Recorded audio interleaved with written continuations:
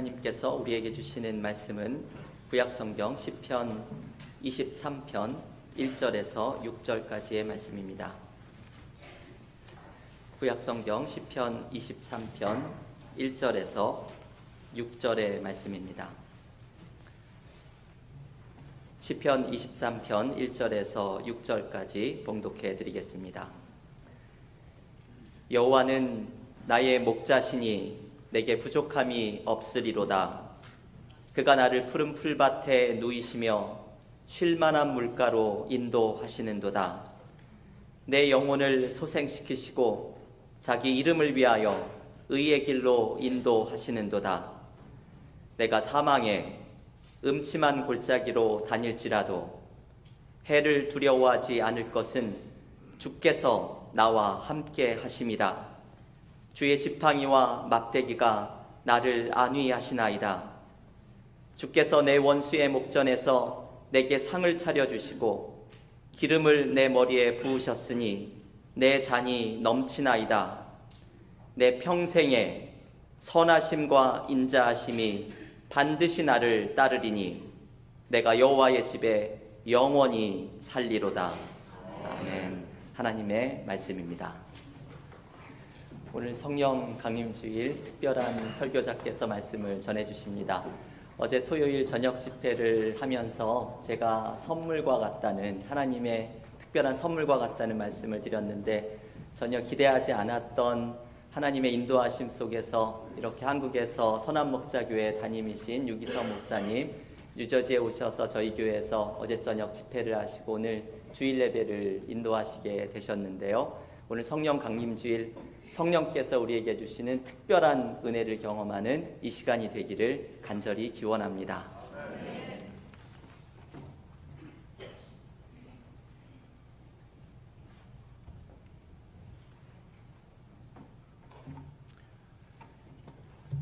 반갑습니다. 오늘이 성령 강림주일이군요. 성령께서 우리 안에 임하신 가장 놀라운 증거, 정말 성령님이 내 안에 오셨나 안 오셨나 하는 가장 놀라운 증거는 우리 얼굴에서 드러납니다. 마치 뜨거운 거 먹으면 표시가 나잖아요, 그죠? 네. 너무 차가운 거 마셔도 내 얼굴 표정에 드러나듯이 하나님이 내 안에 오셨는데 얼굴에서 드러나지 않는다면 그건 정말 이상한 일이죠. 성령을 모시고 있는 사람이 가지는 가장 놀라운 특징이 행복한 것입니다. 김신 장로님 지금 대법관이세요. 이제 곧 은퇴를 앞두고 계신데 그분이 장로님이십니다. 그리고 장애인이세요. 제가 그 장로님에 대해서 소개 듣고 저희 교회 청년들에게 또 학생들에게 간증을 부탁을 드렸습니다. 요즘 예수 믿는 청년들, 학생들 중에 굉장히 나약한 심성을 가지고 있는 친구들이 꽤 많거든요. 예수 믿는 사람의 본을 한번 보이고 싶어서 초청을 했습니다. 만나서 대화를 하면서 참 좋은 분이라는 생각이 들더라고요. 저하고는 나이도 같고 또 같은 고향도 같은 분이셨습니다. 그래서 기대를 가지고 강의를 이제 간증을 시작을 하셨는데 당신이 예수를 너무 늦게 믿은 것 때문에 굉장히 안타까운 이야기를 하셨습니다. 처음에 너무 늦게 믿었다는 거예요, 자기가. 그러면서 왜 자기가 그렇게 예수를 늦게 믿었는가 하면 고등학교 졸업할 때까지 예수 믿는 사람을 한 사람도 못 봤다는 거예요. 그래서 자기가 예수를 믿지 못했다는 겁니다.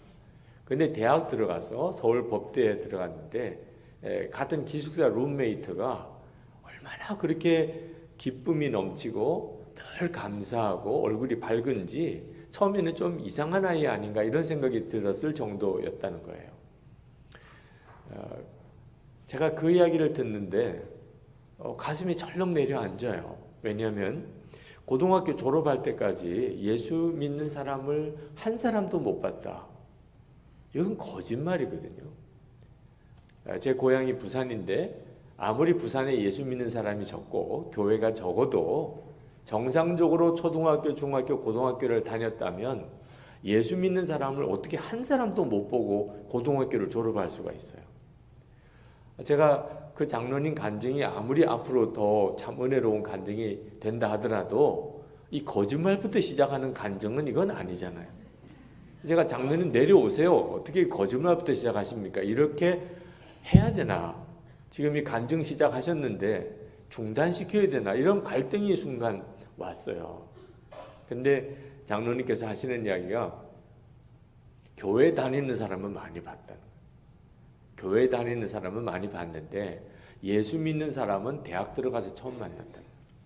제가 그 말을 듣고 얼마나 창피했는지, 그 장로님이 표현한 교회는 다니는데 예수 믿는 거는 아닌 이런 전형적인 사람이 저였어요.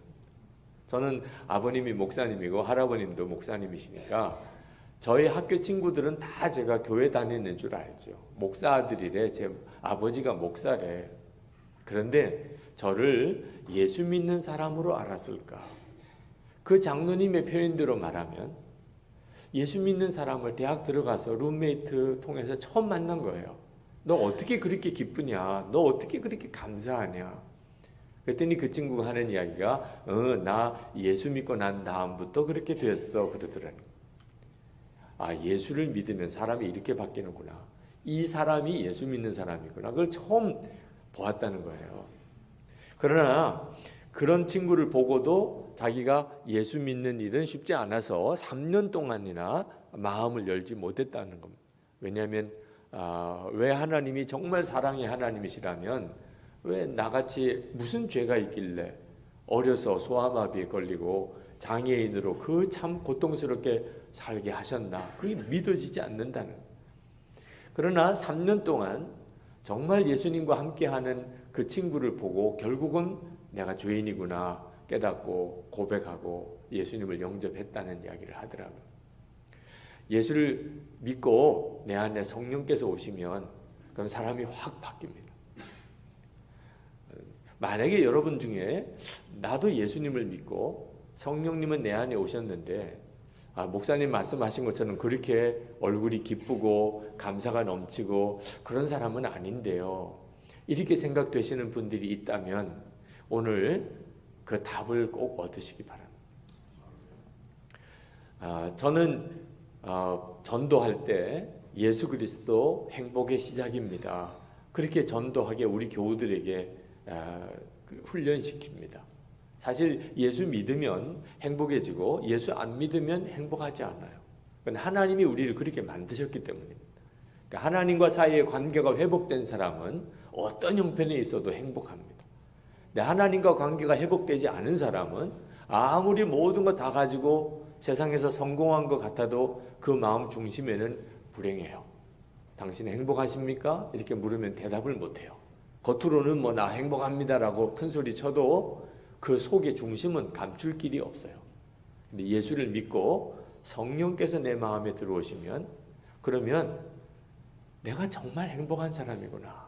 이런 고백을 하게 됩니다. 그런데 제가 목회하면서 예수를 믿고도 행복하지 않은 사람들이 있다는 걸 알았어요. 어느 권사님이 기도를 받으러 나오셨는데 무슨 기도 제목을 있으신가요? 그랬더니 목사님 저도 한번 행복할 날이 올까요? 제게도 행복할 날이 올까요? 라는 말씀을 하시더라. 그냥 예수 믿은 정도도 아니고 교회 권사님이세요. 그런데 그 권사님이 나도 행복할 날이 올까요? 아니 이렇게 말씀하신다면 전도해야 돼요? 말아야 돼요? 아니 예수 그리스도 행복의 시작입니다. 그렇게 전도해놓고 권사님까지 되신 분이 나도 행복할 날이 올까요? 이 정도면 이거 전도 이제는 그렇게 못하지 않겠어요? 혹시 여러분 중에도 나도 예수 오래 믿었는데 나 지금 행복하지 않은데 이런 생각을 하시는 분들이 여러분 중에 있으실 거예요. 저는 어려서부터 교회에서 자랐어요. 목사의 아들이니까. 할아버님도 목사님이시니까. 그러니까 저희 집안은 정말 행복에 넘쳐야 되죠. 네. 저희 어머님이 제가 신학교 다닐 때 돌아가셨어요. 제 어린 시절에 교회 생활, 가정 생활은 참 힘들었어요. 저희 어머님이 결국은 그 이제 어려움을 견디다 못하셔서 신학교 다닐 때 심장병으로 돌아가셨습니다. 갑자기 어머님 세상 떠나시고, 그리고 제 마음속에 아니 예수 믿으면 행복하다는데 도대체 목사의 집안인 우리에게 이런 일이 생기는 걸 보면 진짜 그 말이 맞나? 예수 믿으면 진짜 행복한 건가? 그런 질문이 생겨요. 그래서 하나님께 하나님 진짜 예수 믿으면 행복해지는 겁니까? 라고 질문을 했는데 하나님께서 저에게 되물으셨어요. 너는 행복의 조건이 뭐라고 생각하느냐? 아니, 행복의 조건이 뭐라고 생각할 게 뭐 있어요? 그냥 당연히 뭐 배우자가 변해주면, 애들이 잘 자라주면, 몸이 건강하면, 비즈니스 잘 되면, 내가 세상에서 성공하면, 좋은 집, 좋은 차 사고 그렇게 좀 세계 여행 다니면서 이렇게 좀 즐길 수 있다면 그러면 행복한 거죠. 근데 하나님이 그렇게 뻔한 대답이라면 질문하셨을까 싶어 생각이 들더라고요. 그래서 제가 나는 행복의 조건에 대해서 정확하게 알지 못한다는 걸 그때 깨달았어요. 예수 믿고도 행복하지 않은 사람은 다 이 이유 때문입니다. 여러분이 예수를 믿고 오늘 이렇게 교회 와서 주일 예배를 드리는데도 행복하지 않다면 그러면 행복의 조건이 무엇이라고 생각하시는지 한번 점검해 봐야 돼요.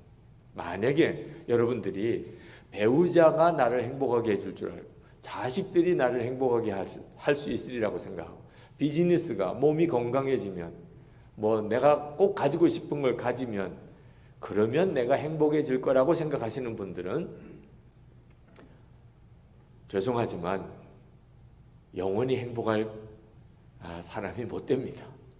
왜냐하면 거기서 행복이 오는 게 아니기 때문에. 행복은 거기서 오는 게 아니기 때문에 거기에다가 행복을 걸고 있으면 행복할 수가 없어요. 이 시편 23편은 너무 유명한 성경이죠.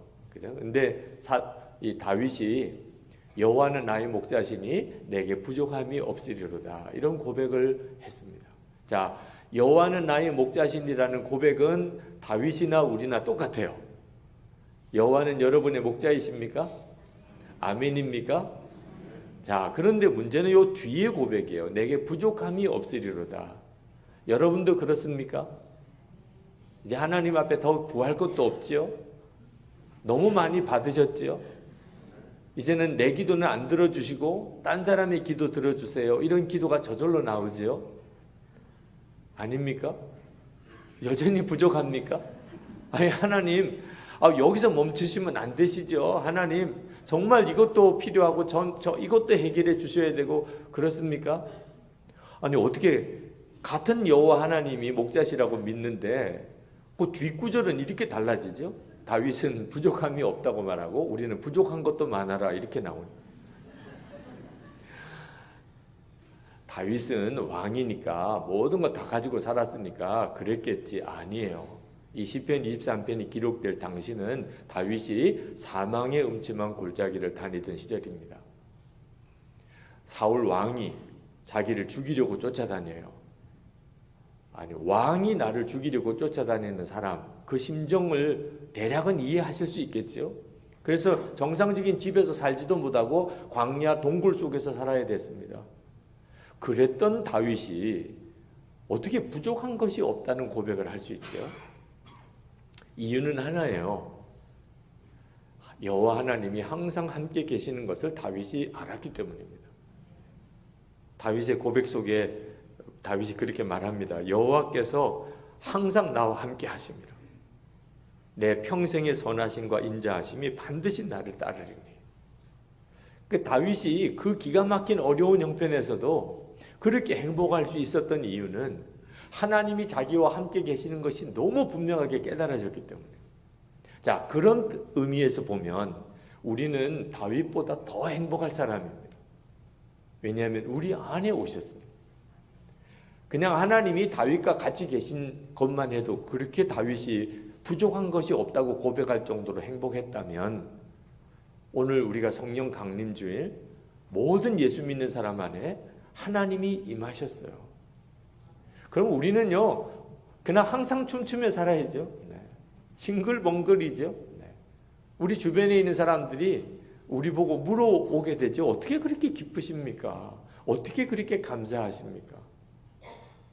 우리 안에 성령이 오시면 당연히 그렇게 돼요. 맞아요. 실제로 그 수가성 사마리아 여인이 예수님을 만났잖아요. 그때만 해도 이 여인은 정말 불행으로 가득 차 있었습니다. 남편이 5이나 있었는데 지금 남편도 남편이 아니에요. 그런 여인의 마음이 얼마나 무너져 있었겠어요. 그런데 예수님 만나고 형편은 달라진 게 아무것도 없어요. 그런데 그 여인의 얼굴은 완전히 달라졌어요. 마을로 뛰쳐들어가서 자기가 만난 예수님을 증거했어요. 삭개오, 평생 돈밖에 모르던 사람, 돈이 행복을 주는 줄로 알고 모든 것을 다 포기하고 동족들에게 정말 비난과 모욕을 당해도 돈이라고만 살았던 사람이 삭개오예요. 근데 돈이 행복을 주지 못하는 것을 알았어요. 예수님 만났어요. 그렇게 돈돈하던 사람이 돈 다 나눠줬어요. 사람이 완전히 달라진 거죠. 누구든지 예수님을 진짜 만난 사람은 사람이 이렇게 바뀌는 거예요. 여러분, 초점은 예수 그리스도에게 있어요. 여러분이 행복의 조건을 예수님에게서 찾아야 합니다.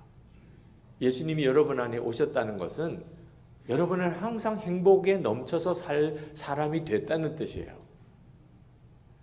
많은 젊은이들이 참 기가 막히게도 결혼하면 행복할 줄로 알더라고.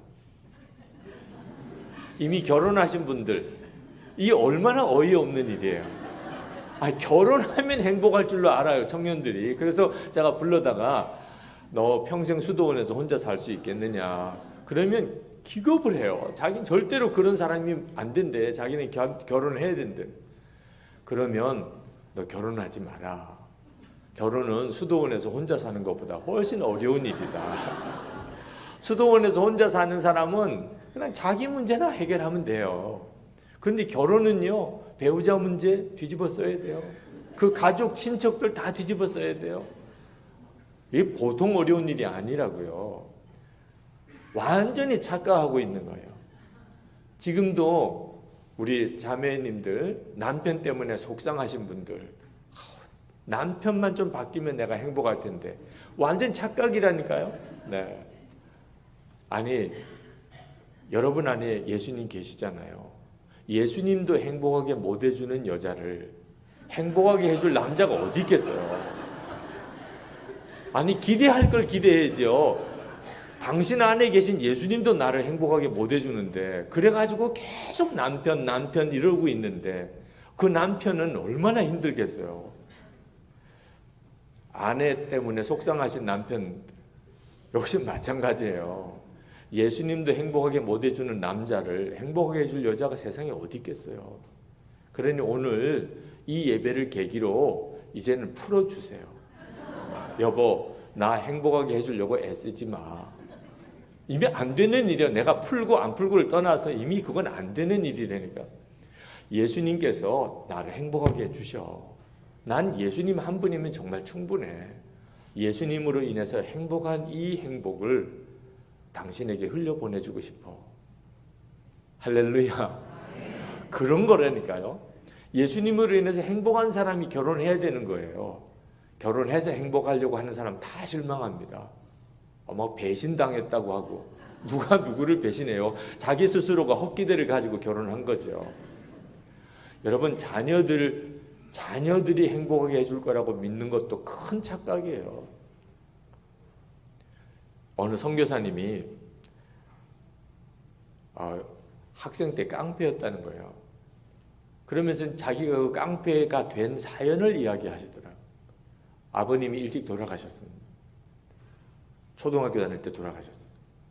그때부터 삼촌을 만나도 이모를 만나도 다 엄마가 너 믿고 산다는 거예요. 엄마가 너 믿고 살아. 그러니 너 정신 차리고 공부 열심히 해야 돼. 깜짝 놀랐대. 아니, 어른인데 엄마는. 자기는 초등학교 다니는 아이고 엄마가 나를 믿고 산다. 자기는 엄마가 하나님 믿는 줄 알았대. 근데 엄마가 나를 믿고 이 아이로서는 이걸 받아들일 수가 없는 거예요. 도대체 어떻게 그럴 수 있냐. 그런데 교회 갔는데도 장로님이 엄마 너 믿고 살아. 너 잘 살아야 돼. 공부 열심히 해야 돼. 혼란스러운 거예요. 목사님도 그러시네. 엄마가 너 믿고 산다.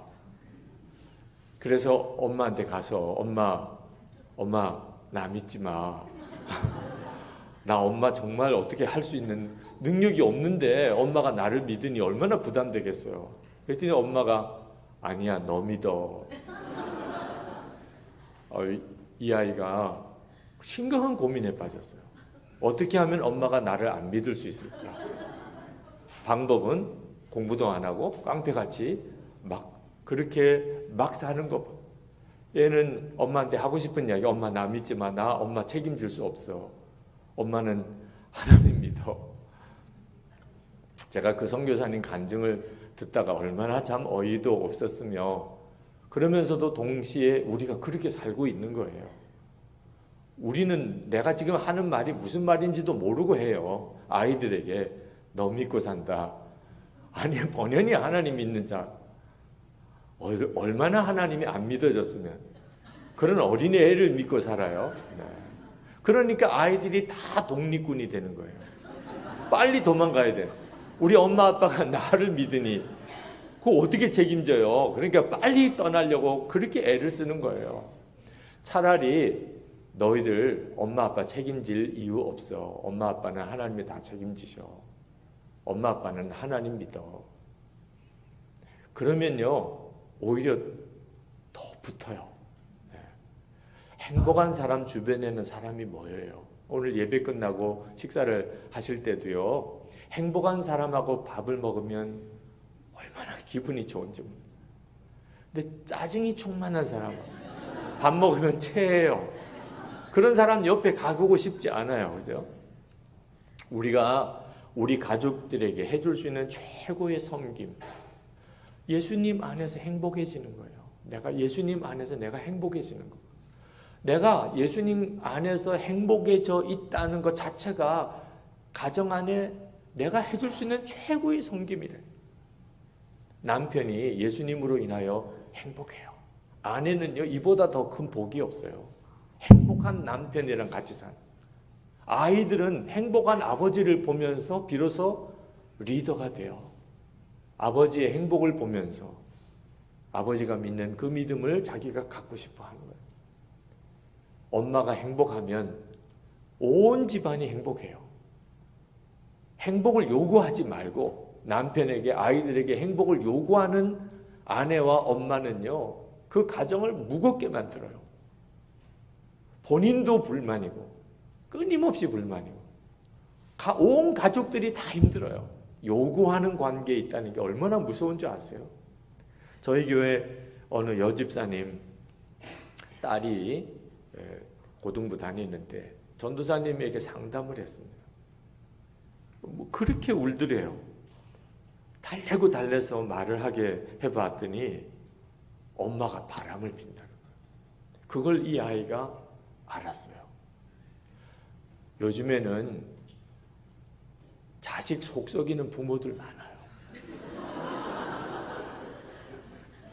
어떻게 그런 일이 있을 수 있죠? 교회 집사님이 어떻게 바람을 필 수 있죠? 행복하자고 그런 거 아니겠어요? 행복하고 싶어서. 행복하지 않으니까. 그러니까 그런 일을 또 저지르는 것이잖아요. 예수를 믿고도 행복하지 않으면 이런 기가 막힌 처지에 빠진다는 거예요. 여러분 교회 봉사도 말입니다. 행복한 사람이 해야 되는 거예요. 행복한 사람이 해야지 교회 봉사해서 행복하려고 하는 사람 때문에 다 문제가 생겨요. 그래서 교회 봉사하고 본인이 또 다 교회를 뒤집어요. 아니, 행복해서 섬기는 사람은 반응이 어떻든지 아무 상관이 없어요. 내가 행복해서 하는 거니까. 누가 알아주든 평가를 어떻게 주든 아무 상관이 없어요. 그런데 행복하고 싶어서 봉사하는 분들은요, 이건 보통 힘든 분이 아니에요. 인정해 드려야 되고 칭찬해 드려야 되고 어떻든지 대우해 드려야 되고. 한 번은 교회 담임하시는 연세가 있으신 목사님이 부목사가 되고 싶다고 오셨어요. 목사님, 어떻게 이 나이에 부목사가 되시겠다고 오셨습니까? 그랬더니 그 목사님이 하시는 이야기가 고등학교 다닐 때 성령 체험을 하고 그리고 하나님의 종이 되겠다고 헌신했대요. 그런데 아버지가 예수를 안 믿으셔서 신학교를 가는데 그렇게 반대를 하셨어요. 결국은 아버지로부터 아무런 학비 지원도 받지 못하고 돈 벌어가면서 신학교 하느라고 고생이 말이 아니었다. 전도사 시절에, 부목사 시절에 교회 안에 목사님과 장로님 사이가 힘들어서 담임 목사님과 관계가 안 좋아서 자기는 너무 어려웠대. 지금도 이제 담임 목회를 하지만 교회가 부흥이 안 된대요. 왜 그런가 하고 생각해 봤더니 자기는 한 번도 행복한 적이 없었다. 행복한 목사가 아니니까 행복한 목회를 못하고 있구나. 그런데 선한목자교회를 보니까 너무 행복해 보인다는 거예요. 그래서 선한목자교회에서 1년만이라도 행복한 목회를 한번 경험해 보면 나도 다시 개척하면 행복한 목회를 하지 않을까 이런 생각을 한다는 거예요. 제가 그 목사님의 말씀이 참 마음이 아프게 느껴지더라고요. 그러나 오시라고 못했어요. 제가 목사님께 말씀드렸어요. 고등학교 다닐 때 성령 받으셨다고 그랬죠. 그때 예수님이 목사님 안에 임하신 거예요. 그런데 그때부터 지금까지 목사님 안에 계신 주님이 한 번도 목사님을 행복하게 못 해주셨다면 제가 어떻게 목사님을 행복하게 해드릴 수 있겠어요? 우리 교회가 어떻게 목사님을 행복하게 해드릴 수 있겠습니까? 그랬더니 그 목사님이 고개를 숙이고 가만히 생각을 하시더라고요. 그러다가 벌떡 일어나셔서는 감사합니다. 그러고는 손을 내미시고 악수하시고는 뒤도 안 돌아보고 가셨어요. 저는 그 목사님이 무엇이 감사하다고 하셨는지는 몰라요. 들어보지를 못했어요. 행복은 어떤 교회가 주는 것도 아니고 내가 어떤 일을 해서 주어지는 것도 아닙니다. 내 안에 계신 주님으로 인하여 부어지는 거예요. 그게 진짜예요. 이거 모든 성도에게 주어진 하나님의 은혜예요. 예수님이 오셨잖아요. 성령 강림 주일에 성령께서 하시는 가장 놀라운 일이 우리로 하여금 예수님을 바라보게 하는 것입니다. 예수님으로 인해서 행복한 사람이 되는 일이 사실 교회 섬기는 최고의 섬김입니다. 어느 목사님이 사모님이 암 수술을 받으시게 됐는데 수술실 들어갈 때 이제 아내에게 머리에 손 얹고 기도하고 그리고 아내는 이제 수술 받으러 들어가고 그리고 목사님은 이제 보호자 대기실에서 수술 끝나기를 이제 기도하고 기다리는데 하나님이 갑자기 마음에 말씀을 주시더래요. 너 힘드냐? 즉각 대답했대요. 하나님 너무 힘듭니다. 사실 아내의 암이라고 하는 진단을 받고 가슴이 철렁 내려앉았어요. 이렇게 아내가 세상 떠나는 건가? 항암 치료를 받아야 되나? 그러면 아이들 누가 길러주나? 목회는 어떻게 하나? 재정 문제는 어떻게 하나? 한두 가지 걱정거리가 아니에요. 이제 오늘 수술 받으러 들어갑니다. 결과는 어떻게 될까? 힘들지요. 너무 힘들지요. 근데 하나님이 즉각 또 물으시더래. 그래서 너 괴로우냐? 즉각 대답했대요. 하나님 너무 괴롭습니다. 그랬더니 하나님이 또 물으시더래. 그래서 너 불행하냐? 그 질문에는 즉각 대답을 못 하겠더래요. 힘들기도 하고 괴롭기도 한데 불행하냐? 불행하냐? 그 질문에는 대답을 못하고 생각을 하게 되더랍니다. 내가 지금 불행한가? 목사가 아내가 지금 암수술 받는다고 그래서 불행하다고 말할 수는 없잖아. 그런 생각이 들더래요. 그래서 하나님 불행하지는 않습니다. 그랬더니 하나님이 또 물으시더래. 그러면 너 행복하냐? 아니 불행하지 않다고 행복한 건 아니잖아요. 또 대답을 못 하겠더래. 행복한 건가? 그래서 생각해 봤답니다. 내가 행복한가? 근데 참 이상하죠. 말도 안 되는 질문이었고 행복할 수가 없는 상황인데 점점점 마음에 행복하다. 그렇게 생각이 되는 거예요. 구원받았죠. 영생을 이미 얻었죠. 아내를 위해서 기도해 줄 수 있었죠. 교인들이 다 위해서 기도해 주고 있죠. 모든 게 합력하여 선을 이룰 것이라는 약속도 받았죠. 비록 아내가 지금 암수술을 받고는 있지만 생각할수록 너무 행복하더라고요. 그래서 하나님 앞에 하나님 행복합니다 라고 고백하는데 그렇게 눈물이 쏟아지더래요. 한참을 그렇게 울었대요. 그 보호자 대기실에서. 참 놀라운 것은 갑자기 마음이 싹 다 달라져 버린 거예요. 그렇게 두렵고 힘들고 부담되고 걱정되던 일 다 없어지고 그렇게 행복하더래요. 그 목사님 혼자서 그 보호자 대기실에서 그냥 혼자 부흥회를 하신 거더라고요. 우리 안에 오신 주님은 그냥 우리 안에 가만히 계시기 위해서 오신 게 아닙니다. 우리가 어떤 처지의 형편에 있든지 우리의 마음을 완전히 바꿔주세요. 여러분들에게도 똑같습니다. 여러분이 불행하고 힘들어하고 사람 의지하고 그것 때문에 또 상처받고 그런 모든 상황에 우리 주님은 여러분의 마음을 바꾸시기 위해서 여러분의 마음에 오신 거예요. 우리 마음에 오신 이유예요. 마음을 바꾸시기 위해서. 저희 후배 목사님 한 분이 셋째 아이를 낳았는데 다운 증후군인 아이였어요. 목사님이 새벽기도 인도하다가 개인 기도 시간에 그냥 하나님 앞에 원망이 폭발했어요. 하나님 도대체 어떻게 이런 아이를 주십니까? 하나님이 아시잖아요. 목회하는 게 얼마나 힘든 일인지. 아니 이런 아이를 주시면 시간은 얼마나 많이 필요하며 재정이 또 얼마나 많이 들며 목회하라는 거예요? 말라는 거예요? 막 하나님 앞에 한번 터지기 시작하니까 그냥 원망이 얼마나 쏟아졌는지 모릅니다. 근데 그때 하나님의 책망이 들렸어요.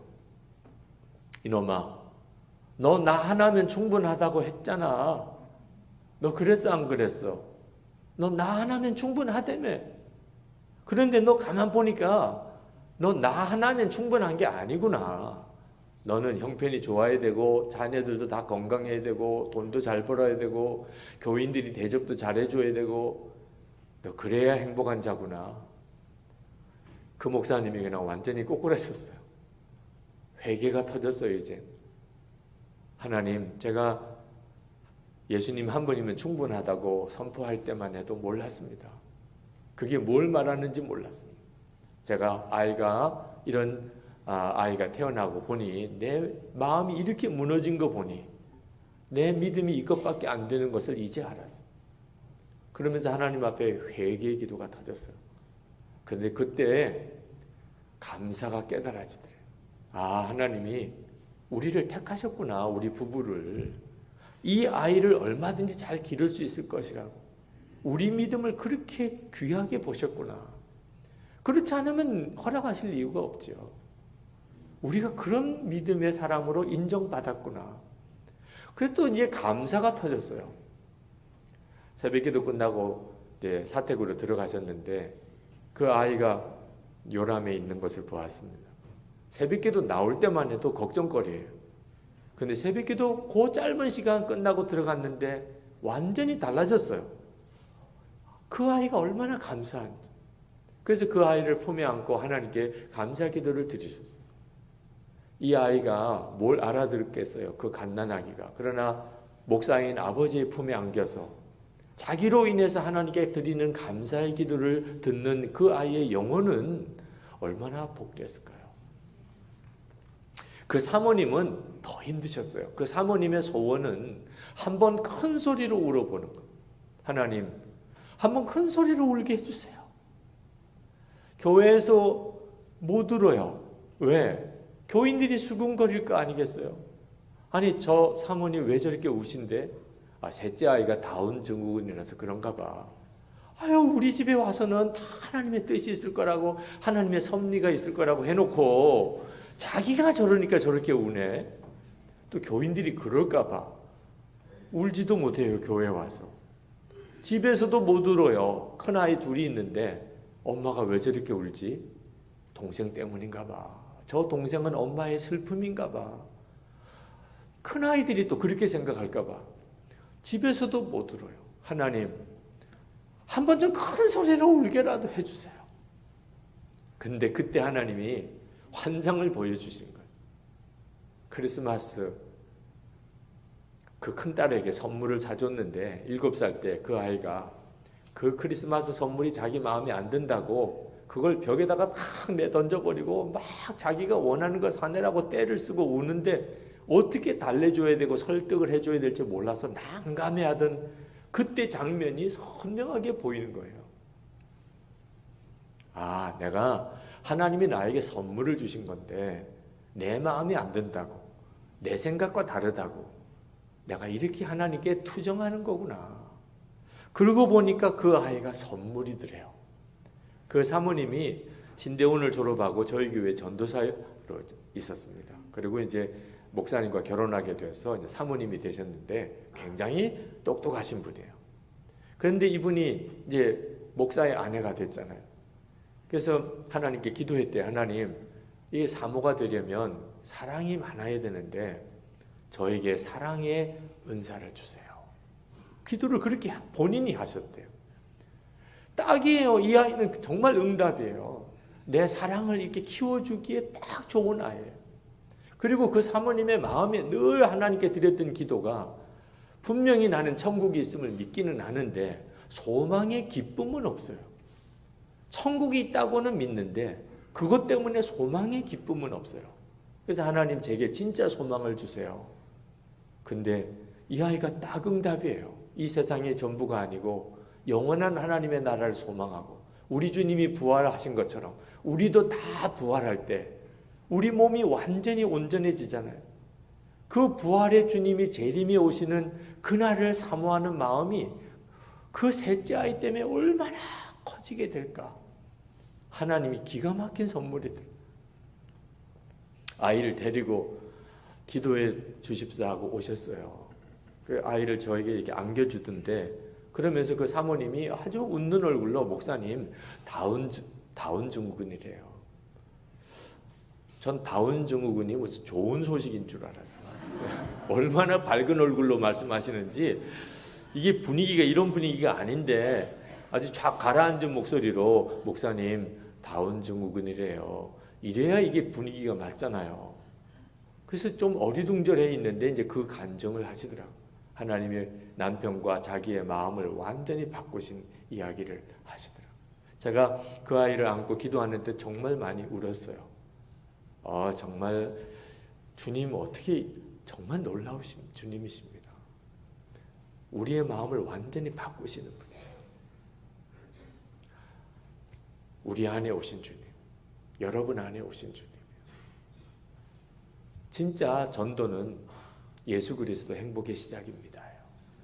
그러려면 예수 믿는 우리들이 이 말씀 앞에 항상 정직해야 돼요. 만약에 여러분의 마음과 생각이 지금 행복하지 않다면 그 다음 빨리 주님과의 관계를 점검해요. 그 상태에 그냥 있으면 큰일 나요. 주님과의 관계를 점검해야 돼요.